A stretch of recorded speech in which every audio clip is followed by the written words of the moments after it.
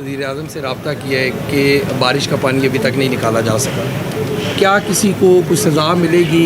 40 साल पुराना नाला कैसे बंद हो गया? किसी को नहीं पता चला कि वहाँ पे नाला था, बरसाती नाला। देखिए, गुजारिश ये है कि एक पहले भी एक शिकायत जो है वो PAC पब्लिक अकाउंट्स कमेटी ने सो मोटो लिया। उन्होंने कहा कि सरीना में अंडरपास जिसे जिना स्क्वायर हम कहते हैं, वहाँ पर एक दिन कोई उसको डैमेज हुआ है किसी बारिश की वजह से। वहाँ मैंने खुद जाके ये रिपोर्ट पेश की कि 14 किलोमीटर के करीब स्लिप रोड्स हैं, 2 बड़े अंडरपासेस हैं, ओवरहेड ब्रिज हैं।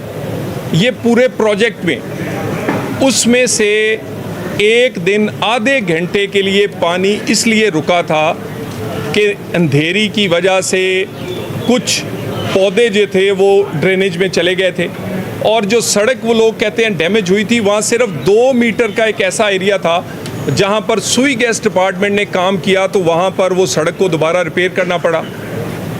ये प्रोजेक्ट ना सिर्फ कलील मुद्दत में, रिकॉर्ड मुद्दत में कंप्लीट किया गया, लेकिन सिर्फ कंप्लीट नहीं किया गया, क्वालिटी से कंप्लीट किया गया। क्वालिटी से नहीं, कंपटीशन और कॉस्ट कम करके कोई 300 मिलियन से ज़ायद पैसे बचा के कंप्लीट किया गया।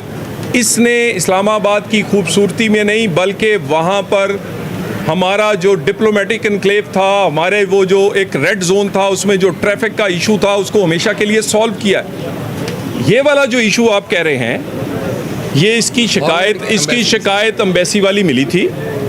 देखिए, हर चीज़ को हम इस प्रोजेक्ट से नहीं जोड़ सकते।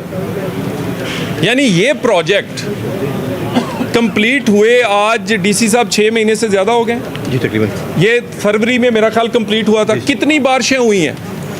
ये पहली बारिश नहीं है। इससे पहले 8 से 10 मौके पे बारिश हुई, लेकिन कहीं पानी खड़ा नहीं हुआ। अगर पानी उस वक़्त खड़ा नहीं हुआ तो इसका मतलब है कि ये अंडरपास या जिना स्क्वायर की वजह नहीं है, उसकी कोई टेक्निकल और वजह थी। उस पर हमारी टीम ने काम किया है, उस टीम ने काम करके उसको रिजॉल्व किया है, और इस बात को बिल्कुल इंटीरियर मिनिस्टर बड़े क्लियर हैं। वो काम लेने के मामले में, काम करवाने के मामले में, और अगर किसी की नाअहली होगी तो वो नाकाबिले बर्दाश्त है। बहरहाल इस इशू को हैंडल कर दिया गया है। इसको जिना स्क्वायर से ना जोड़ा जाए। ये जो पानी वाला इशू है, ये इंशाल्लाह ताला आज शाम तक आप जाएंगे तो वो इशू भी हल होगा, लेकिन इसको जिना स्क्वायर से सरीना अंडरपास से ना जोड़ें।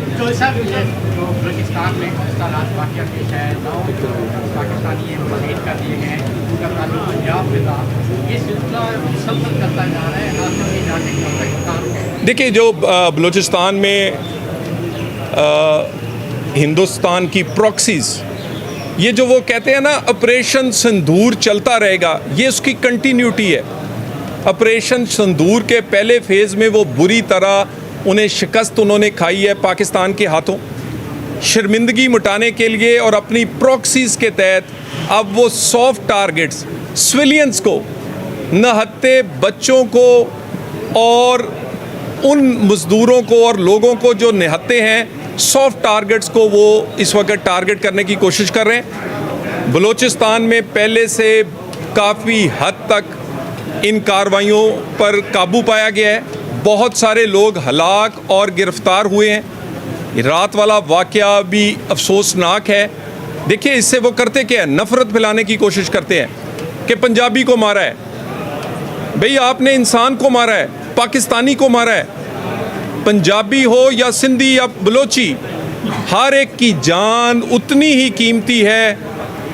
किसी सुबाइयत से, किसी फ़िरके से, या उसका तल्लुक़ किसी भी इलाके से या शोबे से हो, पाकिस्तान की हुकूमत, वज़ीर आज़म, आर्मी चीफ, कल कोर कमांडर कॉन्फ्रेंस में भी उन्होंने कहा है कि हिंदुस्तान की प्रॉक्सीज़ को पर कार्रवाई होगी और पूरे शद्दोमत से होगी।